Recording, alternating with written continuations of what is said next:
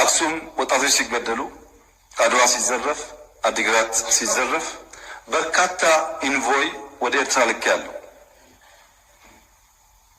የላኳቸው ሰዎች ገሚሱ አሁን ከኛ ጋር የሉ። ለምሳሌ ክቡር አቶ ገዱ ያኔ የውጭ ጉዳይ ሚኒስትር ነበሩ። ከአንዴም ሁለቴ ኤርትራ ልኬያቸዋለሁ። የላኳቸው የትግራይን ህዝቤን አታገሷቅሉ፣ ሀብቱን አትዝረፉ፣ ጸቡ ከቲፒኤልኤፍ እንጂ ከትግራይ ህዝብ አይደለም የሚል ነው።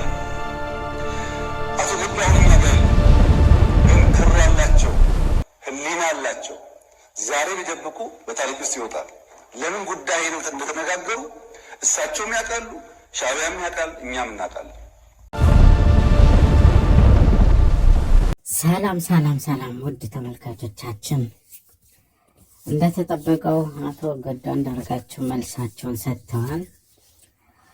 አቶ ውሸት ስንቁ አብይ አህመድ በዚህ መልኩ ማተብ ጨብጠው የጠየቁት ምስክርነት አስደንጋጭ ምላሽ አግኝቷል።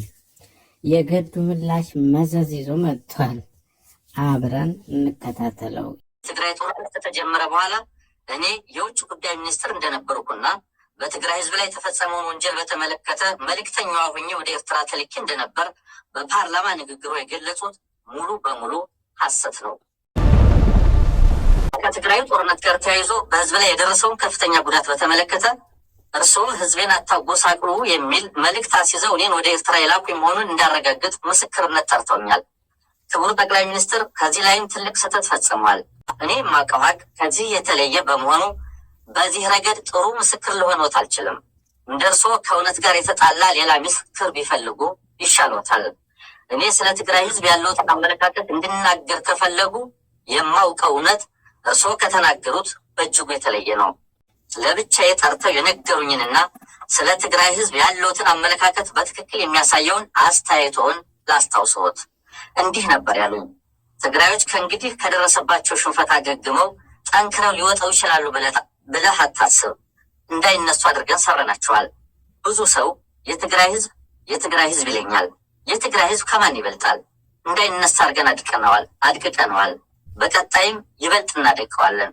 መሸነፍ ከባድ ስለሆነ ከእንግዲህ የምናውቀው ትግራይ ተመልሶ አይመጣም የሚል ነበር። 2013 ዓ.ም ላይ አንድ የውጭ ጉዳይ መስሪያ ቤት ባለስልጣን ይዤ የእርስዎን መልእክት ለፕሬዝደንት ኢሳያስ አፈወርቂ እንዳደርስ ልከውኝ በማግስቱ አስመራ ደርሼ ተመልሻለሁ። የመልእክቱ ጭብጥም በሚከተሉት 3 ጉዳዮች ላይ ያተኮረ ነበረ። እነሱም አንደኛው በወያኔ ላይ በጋራ በወሰድነው የተቀናጀ ኦፕሬሽን ለድል በመብቃታችን የእንኳን ደስ አለህ የደስታ መግለጫ ለፕሬዝደንት ኢሳያስ ማስተላለፍ፣ ሁለተኛ መከላከያ ሰራዊት አካል የሆነው የሰሜን እዝ ጥቃት በደረሰበት ወቅት ሰራዊቱን ተቀብለው ላደረጉት እንክብካቤና ኋላም ለመልሶ ማጥቃት እንዲዘጋጅ ላደረጉልን ወንድማዊ ድጋፍ ለኤርትራ መንግስትና ህዝብ ምስጋና ማቅረብ፣ ሶስተኛ ደጋፊዎችና የኢትዮጵያንና የኤርትራን መልካም ግንኙነት የማይፈልጉ የውጭ ኃይሎች በተለያዩ ዓለም አቀፍ ድርጅቶችና ሚዲያዎች አማካኝነት ከሰብአዊ መብት ጥሰት ጋር በተያያዘ ሰፊ የስም ማጥፋት ዘመቻ ከፍተውብናል። ይህ ነገር ውሎ አድሮ በሁለታችን ላይ ጣጣ ሊያመጣብን ስለሚችል የጋራ ጥንቃቄ ልናደርግ ይገባል የሚሉ መልእክቶች ነበሩ። ለፕሬዝደንቱ የሚቀርቡትን እነዚህን መልእክቶች ከገለጹልኝ በኋላ በእኔ በኩል እንዲጨመር አንድ ጥያቄ አንስቼልዎት ነበር። ለምን የኤርትራ መንግስት ሰራዊቱን እንዲያስወጣ በግልጽ አንነግራቸውም የሚል ነበረ። እርስዎ ግን ሰራዊታችሁን አስወጡ ብለህ በፍጹም እንዳትጠይቅ ብለው አስጠነቀቁኝ። ከዚያም የሰጡኝን ተልዕኮ ተቀብዬ ተለያየን። ከዚህ ውጭ የትግራይን ህዝብ በተመለከተ ያነሱልኝም ሆነ የሰጡኝ ምንም አይነት መልእክት አልነበረም።